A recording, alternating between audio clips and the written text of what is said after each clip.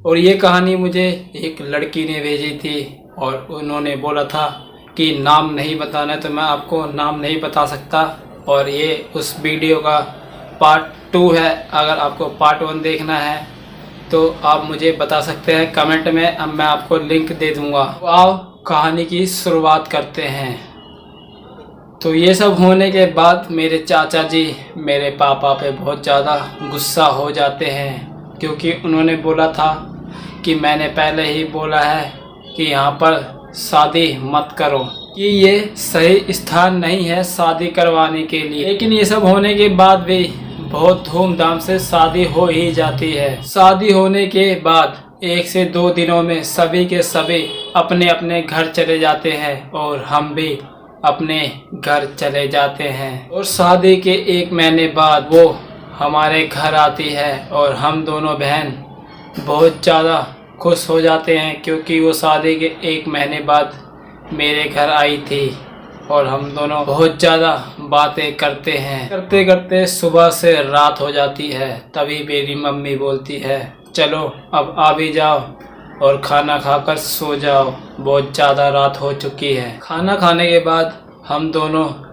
सोने के लिए मेरे कमरे में चले जाते हैं। जैसे ही आधी रात होती है, घर के एक कोने से एक औरत की रोने की आवाज़ आने लगती है। उसके रोने की आवाज़ से हम दोनों बहनों की आंखें खुल जाती है और मेरी बड़ी बहन पूछती है कि तुम कौन हो और आधी रात हमारे घर में आके क्यों रो रही हो। फिर वो आत्मा बोलने के लिए अपना सिर ऊपर करती है और बोलती है शादी के दिन तुमने ही तो मेरी मदद करने की वादा करी थी।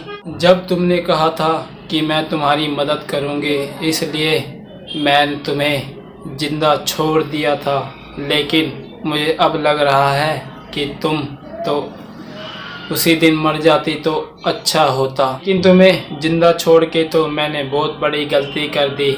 ये आत्मा की बातें सुनकर हम दोनों बहन बहुत जोर जोर से चिल्लाने लगते हैं। दोनों बहन को चिल्लाते हुए देख वो औरत बोलती है क्या तुम लोग भी मेरी मदद नहीं करोगी? जैसे मैं आत्मा बन के भटक रही हूँ, वैसे दुनिया में कितनी और आत्माएं भटक रही होगी। इतना सुनते ही मैं बहुत भावुक हो जाती हूँ और मैं बोलती हूँ कि अब तुम्हें किसी के पास जाने की ज़रूरत नहीं है, अब मैं तुम्हें इंसाफ दिलाऊंगी। फिर मैं ये बोलने के बाद उस औरत से बोलती हूँ कि तुम्हारे साथ आखिर हुआ क्या है? ने बिना किसी के इजाज़त के शादी कर ली थी और फिर राहुल मुझे अपने घर लेके गया। लेकिन राहुल के घर वाले मुझे अपनी बहू नहीं मानते थे और राहुल के काम पर जाने के बाद मुझे बहुत ही भला बुरा बोलते थे। एक दिन उसके सभी घर वाले मिलकर मुझे बोलते हैं तुम यहाँ से चली जाओ,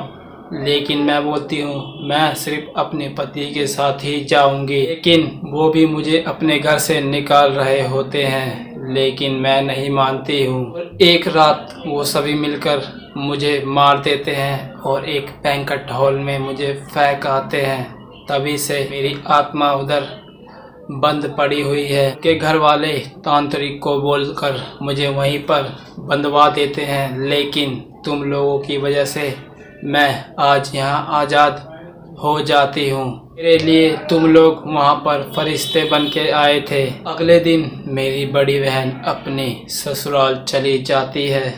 उसी रात वो आत्मा मेरे घर आ जाती है और मैं बोलती हूँ कि तुम अब मेरे शरीर में समा जाओ। फिर हम दोनों मिलकर तुम्हारे पति से और उनके घर वालों से तुम्हारे साथ किए गए सभी कर्मों का बदला लेंगे। और अगले दिन सुबह होते ही मैं उस आत्मा के इंसाफ के लिए उनके पति के पास जाती हूँ और बोलती हूँ तुमने अपने पत्नी के साथ ऐसा क्यों किया। और फिर मैं उसके पति के मम्मी पापा के पास जाती हूँ और यही पूछती हूँ कि तुमने अपने बहू के साथ ऐसा क्यों किया। वो सभी लोग इस बारे में कुछ भी नहीं बताते हैं और ये बातें जो मेरे अंदर वो आत्मा है वो भी सुन रही होती है, क्योंकि उस औरत की आत्मा मेरे अंदर ही समाये रहती है।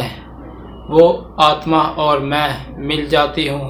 हम दोनों ही मिलके सभी सबूत इकट्ठे करते रहते हैं। वो मुझे जैसे जैसे बताती रहती है मैं वैसे वैसे ही करती रहती हूँ। लगभग 10 से 15 दिनों में मैं सभी के सभी सबूत इकट्ठा कर लेती हूँ और इतने सबूत इकट्ठा हो जाता है कि उन सभी को सज़ा मिल सके। मैं सभी सबूत लेके पुलिस स्टेशन जाती हूँ और उनको मैं सभी बातें बता देती हूँ। वो सारे सबूत और ये बातें सुन के पुलिस इंस्पेक्टर उन सभी परिवार वालों को गिरफ्तार कर लेते हैं। रात होने से पहले मैं अपने घर आती हूँ और अपने कमरे में जाके अंदर से दरवाजे बंद कर लेती हूँ। तभी उस औरत की आत्मा मेरे अंदर से बाहर आ जाती है। उस औरत की आत्मा रोते रोते बोलती है मैं तुम्हारी कैसे शुक्रिया करूँ, तुमने जो मेरी इतनी मदद करी है, तुम्हारे वजह से आज मुझे मुक्ति मिल जाएगी। और वो औरत यानी कि उसकी आत्मा अचानक से गायब हो जाती है और अगले दिन से मेरी दिनचर्या बस ऐसे ही नॉर्मल सी चलती रहती है और ये कहानी यहीं पर ख़त्म हो जाती है। इस कहानी का अगर आपको पार्ट 1 चाहिए तो आप मुझे कमेंट में बता सकते हैं और आपको ये पूरी कहानी कैसी लगी कमेंट में ज़रूर बताना, या तो लाइक करके बता देना। और आपको अपनी कहानी भेजनी है तो आप मेरे इंस्टाग्राम पर भेज सकते हैं। मेरे इंस्टाग्राम की आईडी डिस्क्रिप्शन में है और ऐसे ही कहानी मैं आपके भी ला सकता हूँ। और जब तक के लिए राधे राधे।